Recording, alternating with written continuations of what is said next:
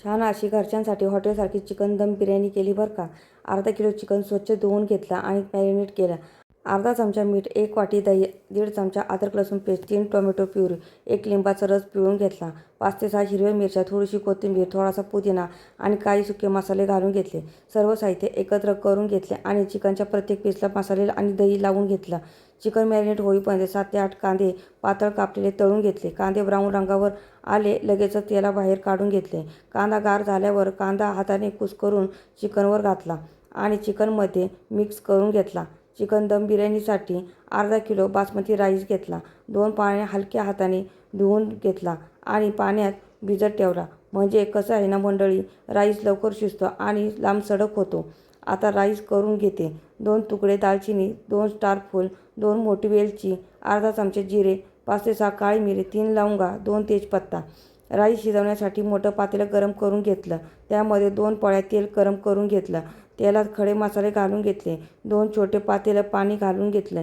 2.5 चमचे मीठ घातलं. अर्धा लिंबाचा रस पिळून घेतला राईस पांढरा होण्यासाठी. राईसमधलं पाणी काढून घेतलं आणि राईस गरम पाण्यात घालून घेतला. राईस आपण फक्त 90% शिजवून घेणार आहोत. हे पहा, इथे राईस छान 90% शिजलेला आहे. आता राईसमधलं पाणी येळून घेते. चिकन चांगलं मॅरिनेट झालं. लगेचच चिकनचा मसाला करून घेतला.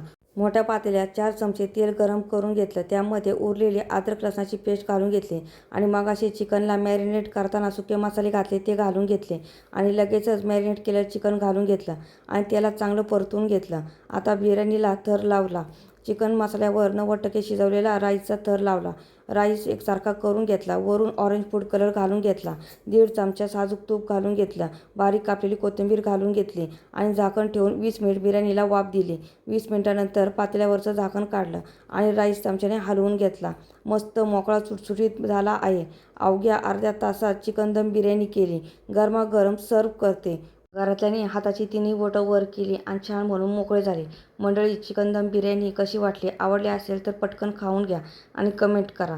मंडळी, सविस्तर रेसिपीचा व्हिडिओ आपल्या चॅनलवर अपलोड केला आहे. खाली दिलेल्या तिकोनावर क्लिक करा. व्हिडिओ आवडला असेल तर चॅनलला लाईक, शेअर, सबस्क्राईब करायला विसरू नका.